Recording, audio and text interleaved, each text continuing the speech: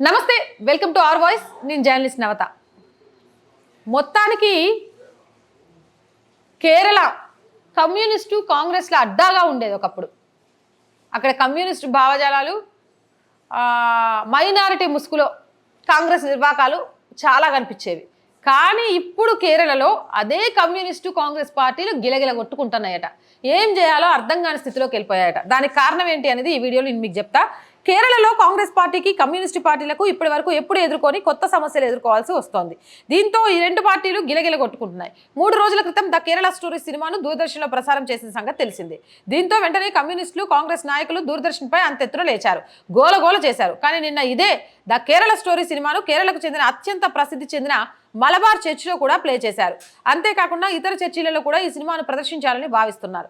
దీంతో కాంగ్రెస్, కమ్యూనిస్ట్ నాయకులు ఏం చేయాలో తెలియక పిచ్చెక్కిపోతున్నారు.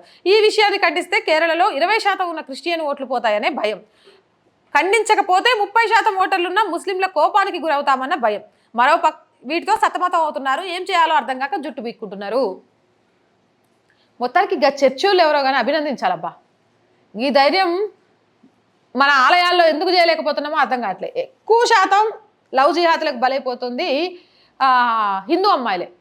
కానీ ఏ హిందూ ఆలయాలలో కేరళ స్టోరీస్ లాంటి సినిమాని వేసి చూపించాలి అనుకోలే, కానీ చర్చిలో చూపించాలనుకున్నారు. చాలా గొప్పలు ఈ విషయంలో ఒప్పుకోవచ్చు. అంటే వాళ్ళ పిల్లలు మతం మారకుండా, అంటే అందులో ఉన్నోళ్ళంతా మనం కొన్ని క్వశ్చన్లు రేజ్ చేసుకున్న కొద్దీ ఎక్కువ వస్తాయి.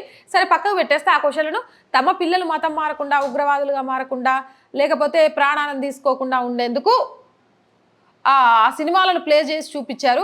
కానీ మన ఆలయాల్లో లేకపోతే మన కాలనీలో మన హిందూ అమ్మాయిలకు, హిందూ యువకులకు ఎలా చూపించాలి అనేది వాళ్ళకి ఎందుకు అర్థం కావట్లేదు, మన వాళ్ళు ఎందుకు దాని విషయంలో లీడ్ తీసుకోలేదు అనేది అర్థం కాలే. మొత్తానికి ఇది కేరళ స్టోరీస్ అయితే కేరళలో కమ్యూనిస్టు, కాంగ్రెస్ పార్టీలకు కుంపటైందట.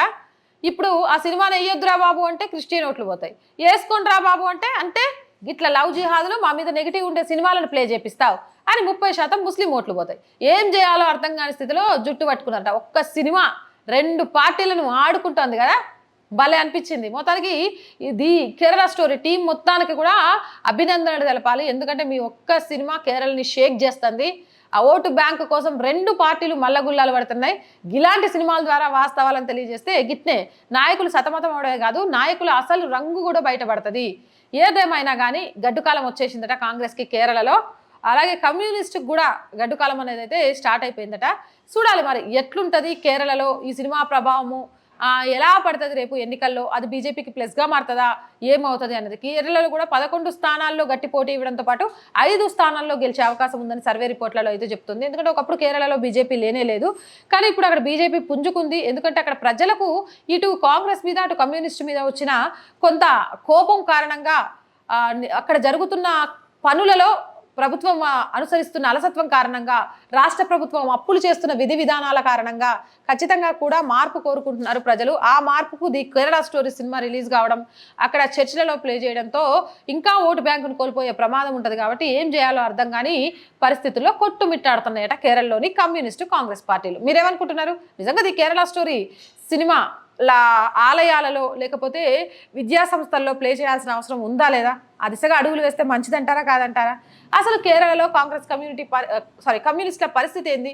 మరి ఆ ఓటు బ్యాంకు మొత్తం బీజేపీ వైపు మల్లుతుంది అనుకుంటున్నారా? కామెంట్ రూపంలో తెలియజేయండి. మోర్ వీడియోస్ కోసం మన ఛానల్ని వెంటనే సబ్స్క్రైబ్ చేయండి. వీడియో నచ్చిందా లైక్ చేయండి, షేర్ చేయండి.